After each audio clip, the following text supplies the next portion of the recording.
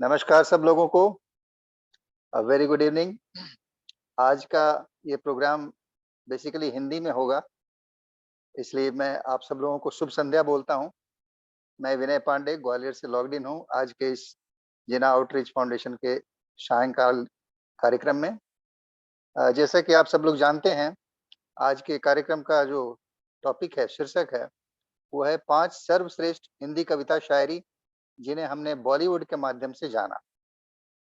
इसके पहले कि इस कार्यक्रम का आगाज हो, मैं सर्वप्रथम आज के कार्यक्रम में उपस्थित समस्त प्रबुद्ध जनों का हार्दिक अभिनंदन और स्वागत करता हूं।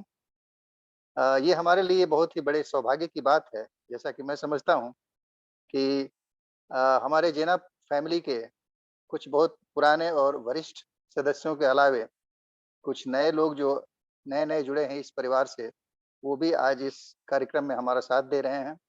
उनका हम हार्दिक अभिनंदन करते हैं, स्वागत करते हैं। मैं स्वयं को बहुत गौरवान्वित महसूस करता हूँ कि इस कार्यक्रम में मेज़बान बनने का हमें अवसर दिया गया है और यही इस परिवार की खूबी रही है। अपने संस्था के उद्देश्यों को प्रतिबिंबित करता ये जो पहल है, जिसमें कि हर सदस्य को समान अवसर दिया जाना सुनिश्चित हुआ है, इस चीज़ को बहुत अच्छे से परिलक्षित करता है। और इस सच्चाई से भी यह ज़ाहिर है कि संस्था को मुझ जैसे लोगों पर इतना विश्वास है, इतना भरोसा है कि एक अवसर दिया जाता है और साप्ताहिक रूप से बहुत ही निश्चित तौर पे ये प्रोग्राम चलता रहता है। हमारे व्यक्तिगत स्तर पे भी हमारी कोशिश रहती है कि इन कार्यक्रमों में कोई बाधा ना आए, कि इसकी निरंतरता जारी रहे और इसकी सुंदरता भी दिन दुनी रात चौगुनी बढ़े। हर दिन कुछ न कुछ इसमें कुछ नवाचार हो, कुछ ऐसी बातें जुड़ें, कुछ ऐसे टॉपिक्स जुड़ें और इसका जो प्रदर्शन है, इसकी जो प्रस्तुति है, उसमें भी दिन-ब-दिन कुछ न कुछ अच्छा होता रहे। ऐसी हमारी कोशिश रहती है। तो आइए अब आज के टॉपिक पे चलते हैं। जैसा कि आप सब लोगों ने सुन लिया, आज का टॉपिक बॉलीवुड से जुड़ा है, कविता से और बॉलीवुड से। बॉलीवुड और गानों का संबंध तो बहुत ही पुराना है, आप सब लोग जानते हैं, क्योंकि बाकी देशों की जो मूवीज़ होती हैं, उनमें गानों का इतना समावेश नहीं होता, जितना कि हमारी मूवीज़ में होता है, हिंदुस्तान में। तो शायद ही कुछ एक गिने-चुने ऐसे फ़िल्म हैं, जिसमें कि गाने नहीं होते या गाने नहीं डाले गए हैं।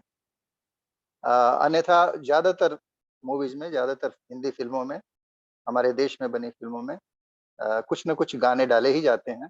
कुछ गीत होते हैं, कुछ गज़ल होती हैं और कभी-कभी उसमें कुछ कविताओं का भी समावेश होता है। आप सब लोग इस बात से वाकिफ़ होंगे, बहुत बड़े-बड़े गीतकार हैं हमारे देश में और कुछ एक नाम अगर मैं लूँ तो शाहिर साहब को आप सब लोग याद करें, खयाम जी हैं और गोपाल दास जी नीरज हैं, भरत व्यास हैं, ये पुराने लोगों में हैं। उसके बाद नई पीढ़ी में भी बहुत सारे गीतकार उभर के आए हैं, जिन्होंने फ़िल्मों के लिए नए-नए गीत उस परिस्थितियों के परिवेश के मुताबिक गीत और फ़िल्म की जो माँग है, उसके मुताबिक गीत लिखते रहे हैं और उनको बहुत ही समृद्ध संगीतकारों ने संगीतबद्ध किया है और बहुत ही मशहूर गायकों ने उनको आवाज़ दी। तो आज हम कोशिश करेंगे कुछ 5 ऐसी कविताओं को लेने की, जिनको फ़िल्मों में लिया गया और वो कुछ तो ऐसे हैं, एक आध जो बहुत ही पुराने पुरानी कविताएँ हैं और आज संसार अगर या देश अगर उन कविताओं को जानता है, तो वो शायद इसलिए कि उनको बॉलीवुड में जगह मिली थी, उनको हिंदी फ़िल्मों में लिया गया था। अन्यथा हो सकता है कि बहुत कम जनसंख्या को, बहुत कम आवाम को इसकी जानकारी हुई होती। लेकिन चूँकि वो फ़िल्मों में आ गए, वो कविताएँ आ गईं, इस वजह से पूरी जनता को, पूरे आवाम को इस बात का पता चल गया और वो काफ़ी अच्छा खासा प्रसिद्धि भी हुईं और लोगों ने काफ़ी सराहा। तो सबसे पहले मैं शुरू करना चाहूँगा। हमारे पास 5 कुछ विशिष्ट कविताएँ हैं जिनको फ़िल्मों में समावेश मिला था। तो ये अगर टाइमलाइन पे देखा जाए, तो 5 जो हैं वो साल के हिसाब से अगर मैं बताऊं तो 2016, 2012, 2011 और 2010, और एक बहुत पुरानी 1976 की है। तो मैं इसको घटते हुए क्रम में लेना चाहूंगा। 2016 से शुरू करेंगे अपन और कोशिश करेंगे 1976 तक जाने की। तो 2016 में एक फिल्म थी जिसका नाम था ए दिल है मुश्किल। इस फिल्म में कलाकार जो थे वो ऐश्वर्या राय थी लीड रोल में, और एक कविता इस फिल्म में ली गई थी जो बहुत ही मशहूर हुई थी, और इनफैक्ट ऐश्वर्या राय ही उसको, उनके ऊपर ही वो गाना जो है, वो कविता जो है वो गीत के रूप में फिल्माया गया था। और ये एक फिल्म जो है ये रोमांटिक ड्रामा है। करण जौहर ने इसका निर्देशन किया था, और ऐश्वर्या राय बच्चन, रणबीर कपूर, अनुष्का शर्मा, ये लोग उसमें लीड रोल में थे। इसमें जो कविता ली गई थी उसके जो रचयिता थे वो हैं अमिताभ भट्टाचार्य जी। वो भी जाने माने कवि हैं, और उनको आवाज दी थी अमित प्रकाश मिश्रा और शिल्पा राव ने। अब मैं उस कविता को आपके सामने प्रस्तुत करूंगा जिसको गाने के रूप में, रिसाइटेशन के रूप में फिल्म में जगह मिली थी। फिल्म का नाम हमने बता ही दिया आपको, फिल्म का नाम था ए दिल है मुश्किल। कविता कुछ इस तरह है। 100 अंधेरों में भी रोशन हो उस हकीकत की तलाश है, मेरी दहलीज पर छोड़ आए उस मोहब्बत की तलाश है, झुके तो इबादत समझे जमाने वाले, मिटने पे जो हासिल हो उस जन्नत की तलाश है। एक तरफा प्यार की ताकत ही कुछ और होती है, वो रिश्तों की तरह दो लोगों में नहीं बंटती, सिर्फ मेरा हक है इस पर, सिर्फ मेरा हक। अगर बाजी इश्क की बाजी है तो जो चाहे लगा लो दिल के सिवा, तो अगर जीत गए तो क्या कहना, अगर हारे भी तो बाजी मात नहीं। बात बस से निकल चली है, दिल की हालत संभल चली है, अब जुनून हद से बढ़ चला है, अब तबीयत निहाल हो चली है। और आगे है, जब प्यार में प्यार न हो, जब प्यार में प्यार न हो, जब दर्द में यार न हो, जब आंसुओं में मुस्कान न हो,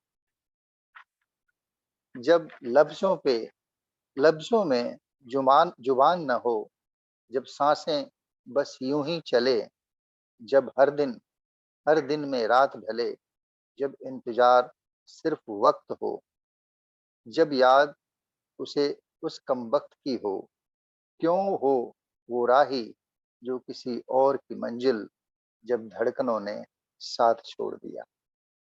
ये मैं तो रिसाइट कर रहा था, लेकिन इसको फिल्म में बहुत ही बखूबी प्रस्तुत किया गया है, और इसकी काफी प्रसिद्धि भी हुई है। अब हम आते हैं दूसरी प्रस्तुति पे जो फिल्म में ली गई थी कविता।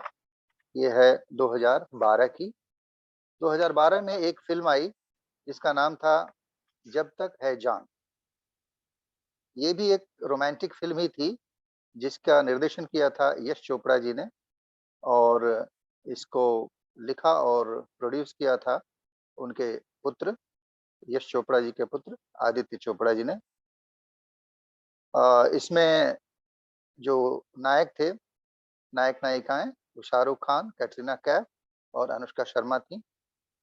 और शाहरुख खान इसमें एक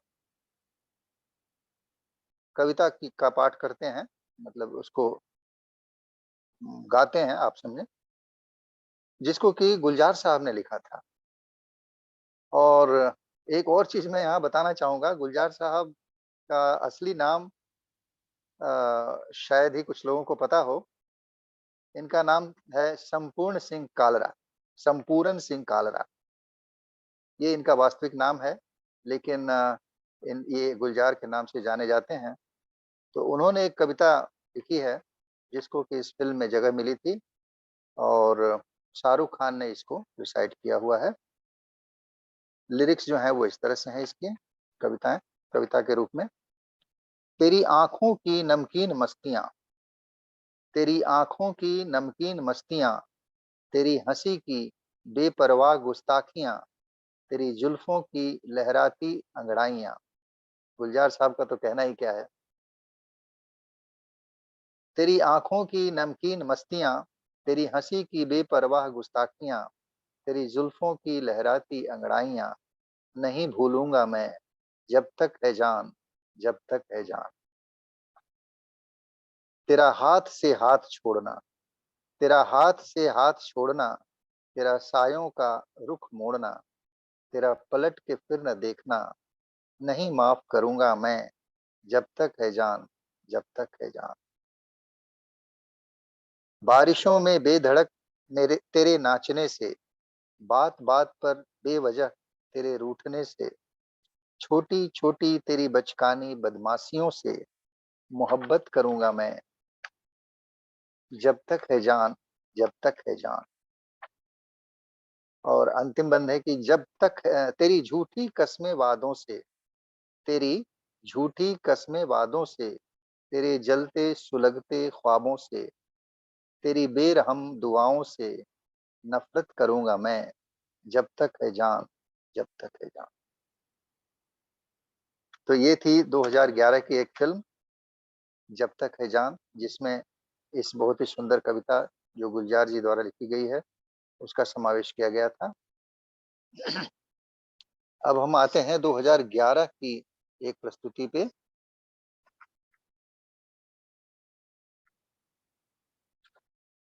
ये फिल्म थी जिंदगी ना मिलेगी दोबारा।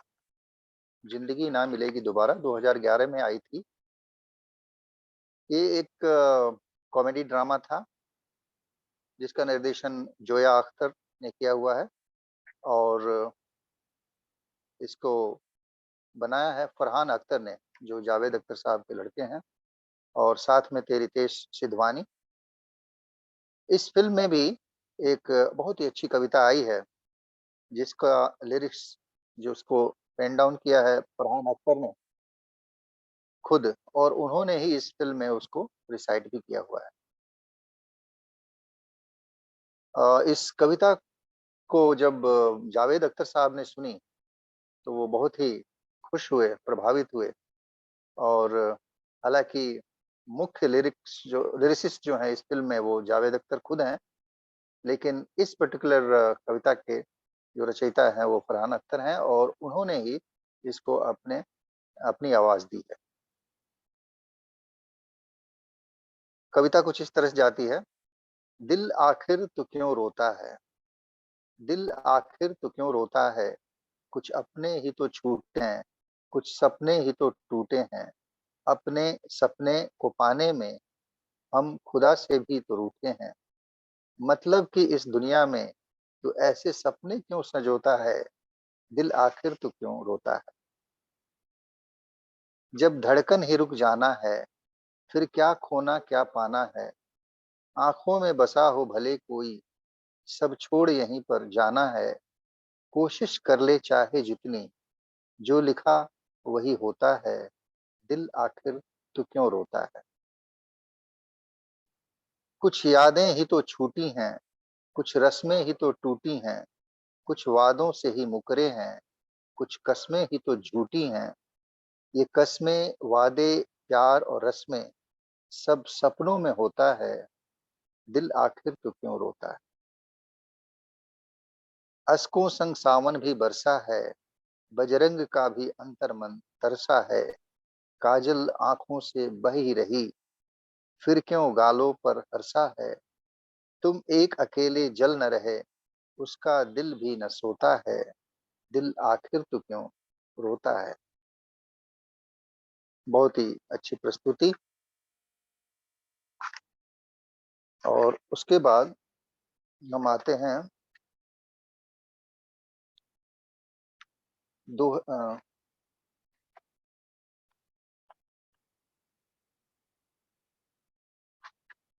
2010 पे।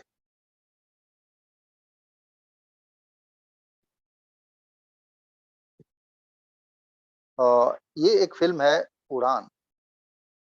इस फ़िल्म में वास्तव में एक जो नायक है, वो अपने बोर्डिंग स्कूल से एक्सपेल होने की वजह से वापस घर लौटता है और उसके पिताजी जो हैं, वो उससे ज़रा रूखे से हैं और वो अपनी भावनाओं को अपने पिताजी से कह नहीं पाता, उनको समझा नहीं पाता, उनको बयाँ नहीं कर पाता। तो एक कविता के माध्यम से वो चाहता है कि उसके अंदर की बात उसके पिताजी के दिलो-दिमाग तक पहुँचे। तो ये कविता जो है, वो अमिताभ भट्टाचार्य जी ने ही लिखा है, जिनका निकनेम विकी भी है। इस फ़िल्म के प्रोड्यूसर हैं अनुराग कश्यप और रोनी स्क्रूवाला और निर्देशन दिया है विक्रमादित्य मोटवाने ने। इस कविता को फ़िल्म के अंदर गाया है रजत बरमीचा ने।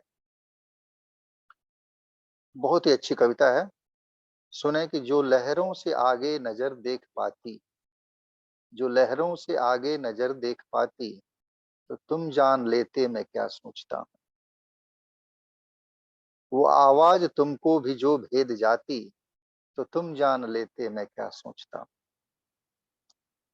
ज़िद का तुम्हारे ज़िद का तुम्हारे जो पर्दा सरकता, खिड़कियों से आगे भी तुम देख पाते, आँखों से आदतों की जो पलकें हटाते, तो तुम जान लेते मैं क्या सोचता। मेरी तरह होता मेरी तरह होता अगर खुद पर ज़रा भरोसा, तो कुछ दूर तुम भी साथ-साथ आते। रंग मेरी आँखों का बाँटते ज़रा-सा, तो कुछ दूर तुम भी साथ-साथ आते। नशा आसमाँ का नशा आसमाँ का जो चूमता तुम्हें, हसरतें तुम्हारी नया जन्म पाती। खुद दूसरे जन्म में मेरा उड़ान छूने, कुछ दूर तुम भी साथ-साथ आते, तो तुम जान लेते मैं क्या सोचता। बहुत ही मार्मिक और बहुत ही गूढ़ कविता है, जिसको इस फ़िल्म में जगह दी गई थी, जिस फ़िल्म का नाम है उड़ान। और अंततः एक बहुत ही रोचक फ़िल्म की चर्चा मैं करना चाहूँगा, बहुत प्रसिद्ध, बहुत जिसने प्रशंसा बटोरी और आज भी हम उस फ़िल्म को भूल नहीं पाते और ख़ासकर उस रचना को भूल नहीं पाते, जो एक कविता थी और इस फ़िल्म में उसको जगह मिली थी। अ, कविता जो है वो शाहिर साहब की लिखी हुई है और लता मंगेशकर और मुकेश, इन दोनों ने इस कविता को अपनी आवाज़ दी थी। 1976 की फ़िल्म है, शायद आप लोग गेस कर चुके होंगे। इस फ़िल्म का नाम है कभी कभी। अमिताभ बच्चन जी थे लीड रोल में, साथ में कौन था? आप दर्शकों से मैं सुनना चाहूँगा। Ashok sir, if you can unmute yourself. मैं फ़िल्में बड़ी कम देखता हूँ। क्या नाम बताया आपने फ़िल्म का? कभी कभी। कभी-कभी वो रेखा जी थी। हाँ। कभी-कभी मेरे दिल में ख़्याल आता है। जी, जी, जी। तो ये तो खासकर जो पुराने लोग हैं उनको तो बिल्कुल ही ये भुलाए नहीं भुलाता। इतनी अच्छी कविता और इतनी अच्छी प्रस्तुति फ़िल्म के अंदर। इसमें एक्चुअली 2 भाग थे। कुछ तो पहले के शेर हैं और अंत में वो पूरा का पूरा गाना था। मैं दोनों ही आपके सामने प्रस्तुत करूँगा। जो शुरू के शेर थे वो कुछ इस तरह है। कभी-कभी मेरे दिल में ख़्याल आता है कि ज़िंदगी तेरी ज़ुल्फ़ों की नर्म छाँवों में गुज़रने पाती तो शादाब हो भी सकती थी। ये रंजो गम की स्याही जो दिल पे छाई है, तेरी नज़र की सुआहों में खो भी सकती थी, मगर ये हो न सका। मगर ये हो न सका और अब ये आलम है कि तू नहीं, तेरा गम, तेरी जुस्तजू भी नहीं। गुजर रही है कुछ इस तरह जिंदगी जैसे इसे किसी सहारे की आरजू भी नहीं।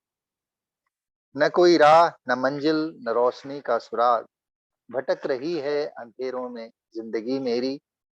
इन्हीं अंधेरों में रह जाऊंगा कभी खोकर। मैं जानता हूँ मेरी हमनफस, मगर यूं ही कभी कभी मेरे दिल में ख्याल आता है। और अंत में वो जो पूरा का पूरा गाना था, वो बहुत ही अच्छे ढंग से लता और मुकेश जी ने गाया था। वो कुछ इस तरह है।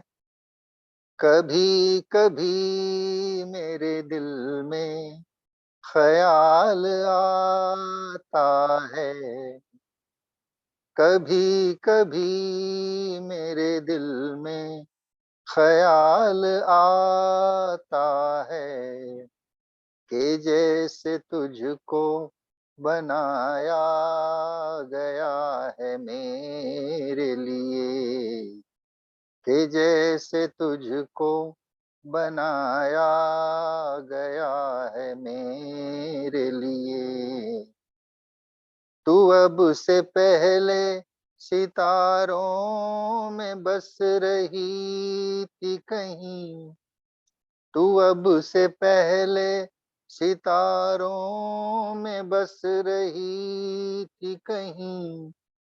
तुझे जमी पे बुलाया गया है मेरे लिए, तुझे जमी पे बुलाया गया है मेरे लिए।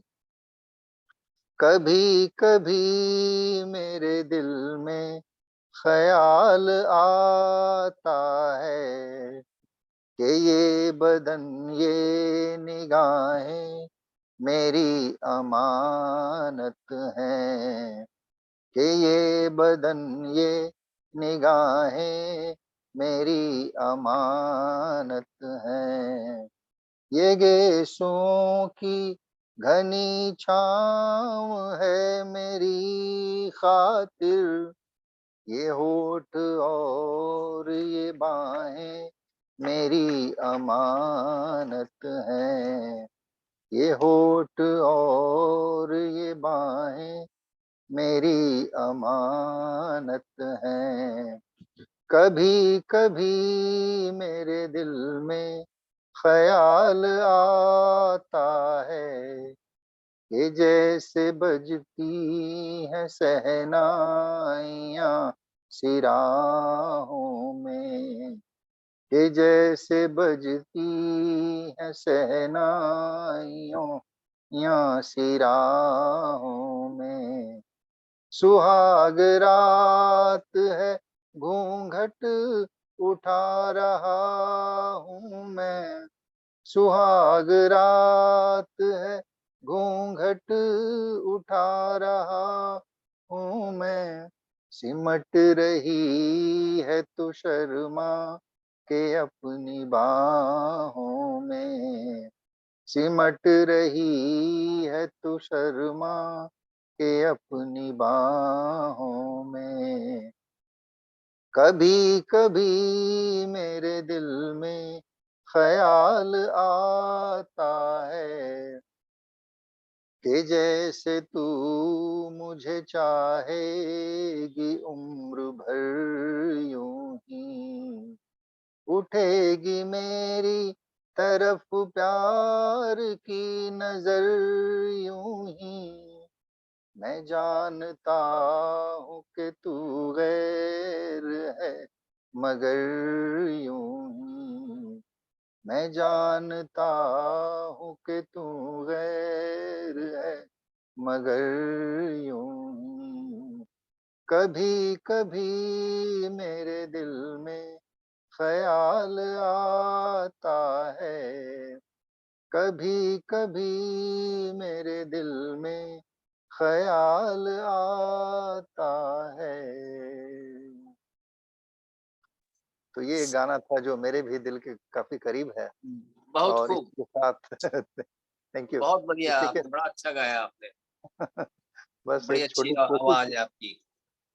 एक छोटी कोशिश थी सर किसी तरह से इन 5 गानों को आपके सामने प्रस्तुत करने की, और आशा है कि आप लोगों को ये पसंद आई होगी प्रस्तुति। अशोक सर और कुछ कहना चाहें तो आपका स्वागत है। नहीं, बड़ा अच्छा लगा कि हमें थैंक यू। पहली बार पता चला कि ये बॉलीवुड में भी यहाँ कविताएं चुरा-चुरा के उन्होंने गाने बनाए हैं। हाँ, कुछ तो चुराई भी हैं और कुछ मतलब अपने सहमति से लोगों ने उसमें दिया है। हाँ, जी, मतलब कविता भी आधार था बॉलीवुड का, ये हमें इसका ज्ञान नहीं था। तो जी, आज जी, आपसे पता चला, नई जी, चीज़। Very good point, very thank you. Nice. और बहुत अमिता बढ़िया। मैम? हाँ, आपने बहुत अच्छा गाना गाया, लेकिन मैंने खाली आपका लास्ट गाना सुना, थैंक यू, क्योंकि थैंक यू। मेरा वो इंटरनेट। ओह! बट ऐसा? अगर मैं इंग्लिश में बात करूं तो बुरा मत मानना, बिकॉज नहीं, नहीं, मेरे पास कोई है नहीं हिंदी प्रैक्टिस करने के लिए। कोई बात नहीं, कोई तो प्लीज़। तो वैसे तो हमेशा बॉलीवुड में शायरों के गानों पर ही शायरों के शायरी पर ही गाने बनते हैं, जैसे जी, Sahir most welcome. Ludhianvi ji, and बहुत सारे अच्छे अच्छे शायर लोग हैं जो जी, जिनको बॉलीवुड में पहले रिकॉग्निशन दी जाती थी, अभी नहीं जी, दी जाती है, वो अलग बात है। But I ji, think 60s और 70s तक शायर लोगों के गाने ही हॉलीवुड में, सॉरी, बॉलीवुड में सॉन्ग्स बनते थे, जहां जी, तक बिल्कुल। और आपने जो अभी गाया ये तो बहुत ही फेमस। जी, ये किसने लिखा है? वो अमृता प्रीतम के साथ जो जो शख्स थे, मतलब उनका जो लवर था, मैं उनका नाम भूल गई। मेरे ख्याल से उन्होंने अमृता प्रीतम के लिए ये गाना लिखा था। फिर इस गाने को मूवी में भी उन्हीं का लाइफ ही दिखाया गया है, बेसिकली, हाँ, हाँ, हाँ, उन्हीं लाइक पे आधारित। Amitabh Bachchan and Rakhi and all that. जी, हाँ, उसी पे स्टोरी लाइन जाती है। हम्म। जी, तो आई बहुत मीन, अच्छी। थैंक्स टू सेना वर्ल्ड, मैं फिर से, मतलब, उस माहौल में अपने आप को जी, ढाल सकती हूँ, क्योंकि नहीं मेरे हम पास लोग। यहाँ पर कोई भी नहीं है जो जी, मतलब जिनको ये सब बातें पता हो। जी, जी, अभी के जनरेशन को तो पता ही नहीं है, कुछ भी नहीं बिल्कुल, पता। बिल्कुल। ऐसे ट्रू। लगता है कि लास्ट सेंचुरी, आई मीन, बहुत, आई डोंट नो व्हाई। मेरे ख्याल से इन सब चीजों को थोड़ा अगर स्कूलों में पढ़ाया जाए, जस्ट बिकॉज बच्चे कैसे बिगड़ रहे हैं, तो थोड़ा जी, सा, जी, मतलब, शेरो शायरी से उनको थोड़ा तमीज तो आएगा। बिल्कुल जैसे सही मैं कहा, बोल रही हूँ, सही कहा। यही एक्चुअली हमारी इंडियन कल्चर है, अगर देखा जाए। जी, जी, और कहाँ से सीखे कल्चर? कोई गुरुकुल में तो कोई जाएगा नहीं, मतलब कोई नहीं, पढ़ाने वाला भी तो नहीं है ना। तो और क्या? अभी जो पुराने हिंदी मूवीज से जो सीखा है वही हम सिखा सकते हैं, और तो हमारे पास कोई आधार नहीं है। जी, बिल्कुल। तो ये अच्छा प्रोग्राम है, मतलब पुराने गाने और उनकी शायरी के आपको डेप्थ से जाना है। आपको एक इंडियन टच मिल जाता होगा। यादें नहीं, रिवाइव हो वैसे जाती। इंडियन टच तो यहाँ बहुत है, लेकिन डेप्थ नहीं है। There is a difference between touch and depth. Exactly. मुझे वही ऐसे, है। क्योंकि यहाँ के लोगों में भी बहुत डेप्थ है, गोरों में भी बहुत डेप्थ है, लेकिन जी, उनके अपने पोएट्स के बारे में। अब मेरा क्या आधार है? मेरे पोएट्स तो हिंदी और बंगाली के पोएट्स ही है ना। हाँ जी, जी। जी, तो मैं डेप्थ की बात कर रही हूँ। हम्म। डेप्थ अभी सही। बहुत लोगों में नहीं है। आप जी, जी, जी, नहीं पढ़ते। तो मैं डेप्थ की तलाश करती हूँ। मुझे ऐसे पानी में नहीं तैरना, मुझे गहरे समुंदर में तैरना है। वैसे मैं तैरती हूँ, अगर आप, मैं गहरे समुंदर में वाकई में जाती हूँ तैरने के लिए। तो मुझे इंसानों में भी गहराई पसंद है। जी, जी। तो बस उसी की तलाश है। नहीं, अच्छा लगता है। गहराई में जाने से ही पता चलता है, उसके अंदरूनी बातें हैं और वो बड़ा एन्जॉयबल होता है। इट्स वेरी एनरिचिंग हाँ, एंड एनलाइटनिंग। हाँ, सबकी अलग अलग पसंद है। कुछ लोगों को कुछ गहराई लोग। में जाना पसंद है, कुछ लोगों को हाँ, सरफेस कुछ में लोग। रहना पसंद है। हाँ, कुछ डिपेंड लोग। करता है कि आपकी स्विमिंग स्किल क्या है, जी, आपकी वही। कैसे कैसे टाइप के तैराक हो। बिल्कुल, बिल्कुल। नहीं, अच्छा लगा, आपने जॉइन कर लिया तो हमें और खुशी हुई। लेकिन आपका ये प्रोग्राम आज का it is going to complement what I am जो मैं कल बोलने वाली हूँ इंग्लिश में। अच्छा, अच्छा, तो अच्छा। आई एम बहुत हैप्पी अच्छा। That I was invited for this, क्योंकि मैं ऐसे ही सीखती हूँ। मैं लोगों से सीखती हूँ, प्रकृति से सीखती हूँ। मैं किताब पढ़ के वो नॉलेज जमा कर लेती हूँ, लेकिन उसको वर्बैटिम बोलती नहीं हूँ, क्योंकि मुझे अच्छा नहीं लगता।